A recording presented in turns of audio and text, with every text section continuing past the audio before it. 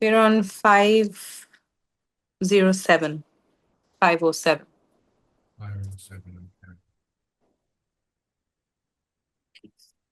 And Savitri heard the voice, the echo heard, and turning to her being of pity, spoke.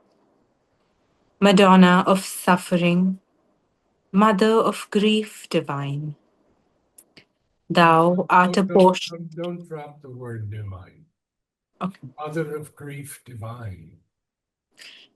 Madonna of suffering, mother of grief divine, thou art a portion of my soul put forth to bear the unbearable sorrow of the world.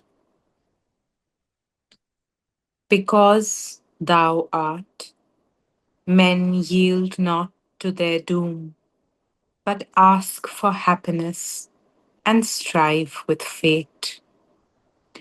Because thou art, the wretched still can hope. Remember the D on and. Please forgive me, Narad, sir. Three-folded hands in chicken. And strive. And strive. Okay, so what Savitri is saying to this Madonna of suffering is that where she says the same thing to everyone. You're a portion of my soul. Put forth to do this and that and that, and we'll see all these other things. Mm. But she says specifically to this Madonna, because thou art, men yield not to their doom, but ask for happiness and strive with fate. There's a semicolon, and then she wants to repeat that same thing, because thou art again. Because thou art, the wretched, in other words, the worthless, the miserable, still can hope. So you see how Sri Aurobindo takes us. Because thou art, because thou art. But thine is the power to solace, not to save. Because it's the Madonna of suffering, and she can only solace, she cannot save. It's a very important line. Okay, now what is Savitri going to tell her? One day I will return, a bringer of strength, and make thee drink from the Eternal's cup. His streams of force shall triumph in thy limbs, and wisdom calm control thy passionate heart. We've already heard from this Madonna where she's deeply pained by things, and she says some pretty dark things.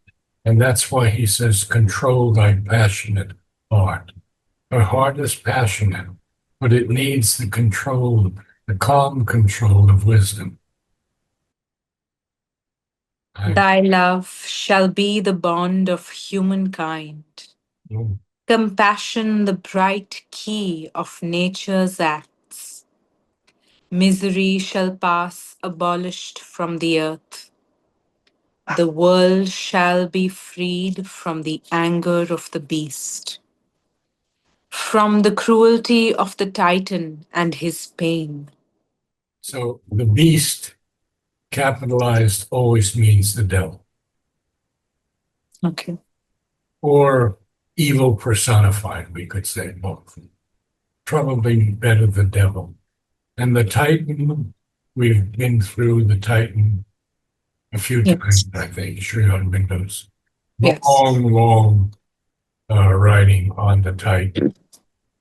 But then Savitri tells the Madonna, there shall be peace and joy forevermore. Now, this is not what we are seeing with our human eyes here on the earth. I don't think the Satyuga is here yet. No. It's still in the Kali Yuga, but it's a transitional phase. So they're very, very close now. It's not distance any longer where It was all Kali Yuga and no Satyuga. It's Yes. coming closer and closer, and we can feel grateful for that. So now we'll go to page 508, and Savitri has a little bit more to say.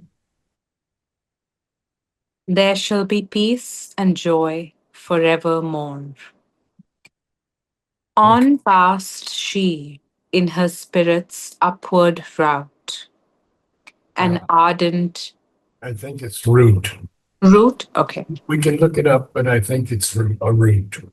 okay. Route is also used, but Mm, I think root is a route. more subtle. So On she's going upward, huh? It's an upward, and she's passed over this first Madonna, and she's seeing now as she's climbing this ardent grandeur that's made the ferns and rocks. It's beautiful lines here. Carry on. an ardent grandeur climbed mid ferns and rocks. A quiet wind flattered the heart to warmth. Good. A finer perfume breathed from slender trees. Yes. And this is just so marvelous, these lines. A quiet wind is flattering the heart to warmth. The heart to warmth. It's a quiet wind. It's not a typhoon. Okay. A finer perfume breathed from slender trees, not gigantic trees, slender trees. And then this magnificent line. All beautiful grew, subtle and high and strange. And now the next one comes. Here on a boulder, carved like a huge throne, a woman sat in gold and purple sheen, armed with the trident and the thunderbolt, her feet upon a cushioned Couch, couch. couchant, her feet upon a couchant lion's back. Now, word couchant is interesting because it usually refers to an animal, Mm. not always, of course. An animal who's lying on its stomach with the head raised and the legs pointing forward. We've seen that with your dogs many times, I'm sure. Yes. Okay, so the first description of this Madonna is very interesting. She is in gold and purple sheen, splendid attire, we could say, armed with the trident, the three-pronged spear, and the thunderbolt. Now, the thunderbolt is a destructive weapon in most mythology, especially Norse mythology. And it's also wielded by several gods, especially Zeus, the Greek god, and Thor, the Norse god of thunder. So you see, this is a very powerful Madonna who is armed with a trident and a thunderbolt and her feet upon a couchant lion's back. Oh, now there's a lot more. She's going to talk to Savitri soon. A formidable smile curved round her lips. Heaven fire laughed in the corners of her eyes. Her body, a mass of courage and heavenly strength. She menaced the triumph of the nether gods. So we see immediately now this is not in any way, a Madonna of suffering. Yeah. Everything seems to be power here. Mm. Formidable smile, um, heaven fire laughing in the corners of her eyes. Her body is even a mass of courage and heavenly strength. and she threatened the triumph of the nether gods. Now there's more. He's really describing her. A halo, a halo of lightnings flamed around her head, and sovereignty, a great cestus, zoned her robe. And majesty and victory sat with her, guarding in the wide cosmic battlefield against the flat equality of death and the all leveling insurgent night, the hierarchy of the ordered powers, the high changeless values, the peaked eminences, the privileged aristocracy of truth, and in the governing ideal sun, the triumvirate of wisdom, love, and bliss, and the sole autocracy of the absolute light. Light. Quite a bit. Yeah. Let's take a look at it closely. First of all, this halo of lightnings flaming around her head. And I would pronounce the word sovereignty. How would you say it? Sovereignty. Sovereignty. If we look Not sovereign. Okay. Sovereignty. sovereignty, Sovereignty. Yes. a great cestus. A cestus is a belt or a girdle Okay. that they wore, that the women wore in Greece. Yes. Men could wear it also. Zoned her robe. In other words, encircled her robe. Mm. And so we see the words cestus and zone are almost parallel to each other because zoned is something encircled with a belt or a girdle, and a cestus is a girdle or a belt. Yeah. Yeah, Sri Aurobindo often does this, and we have to look at words so carefully the way he writes. I'm going through that very, very deeply in my evenings with Ranganath on the Life Divine. Mm. Have to look at almost every word in Life Divine. Here it's more poetic, more beautiful, of course, and wider. But we still have to pay great attention to it. So, and majesty and victory sat with her. So all of these things have sat with her. Majesty, victory, courage, heavenly strength, heaven fire. All these things are this Madonna. And they are guarding in the wide cosmic battlefield. They're guarding against the flat equality of death. Wow. We've been through death many times also. And the all-leveling insurgent night. Well, the night is understood here as rebellious or in revolt. So it's an all-leveling, it levels out everything. Well, if you look at Sri Aurobindo's definition of night, he calls it the symbol of ignorance, avidya, in which men live just as light is the symbol of truth and knowledge. So we understand now that night, insurgent night, is a leveler. It wants to level everything. But there's no light there in night. It's all darkness. And she's guarding against the hierarchy of the ordered powers. These ordered powers are the lower gods, we could say, the minor gods, the high changeless values. She's against them. The peaked eminences. So the privileged aristocracy of truth. And then he goes on, and in the governing ideal sun. Well, the ideal here we have seen capitalized so many times in Savitri. And Just read one from Life Divine. The ideal is an eternal reality which we have not yet realized in the conditions of our own being, not a non existent which the eternal and divine has not yet grasped, and only we imperfect beings have glimpsed and mean to create. Mm.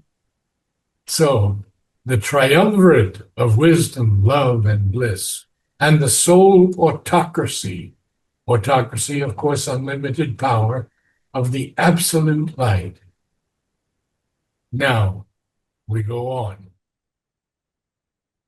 August on her seat in the inner world of mind, the mother of might looked down on passing things, listened to the advancing tread of time, saw the irresistible wheeling of the suns, and heard the thunder of the march of God. She's looking at all of these things. Mm, She's powerful, powerful Madonna. mm, And he calls her the Madonna, the mother of might. He mm. calls her. Look down on passing things. And she's listening to the advancing tread of time. Oh. And she saw the irresistible wheeling of the suns. She's heard the thunder of the march of God. Now what's going to happen? Amid the swaying forces in their strife, sovereign was her word of luminous command. Her speech like a war cry rang, or a pilgrim chant. And that is the end of that page already. Yeah. So, and line.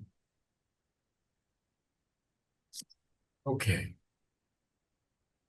A charm restoring hope in failing hearts, aspired the harmony of her puissant voice.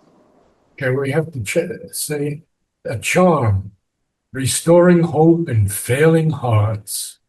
You have to be a little bit more expressive there.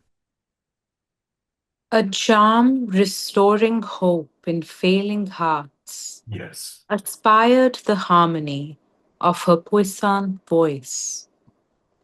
O Savitri, I am thy secret soul. I have come down into the human world, and the movement watched by an unsleeping eye, and the dark contrariety of earth's fate, and the battle of the bright and somber powers. Well, she's the mother of might. Mm. And so she's seeing this dark contrariety of the fate of the earth and the battle of the bright and somber powers. These are forces and beings, Sri Aurobindo tells us, that are interested in maintaining the falsehoods they have created in the world of ignorance. Now, that's a letter on yoga that is so incredible. Mm. And in putting them forward as the truth which men must follow.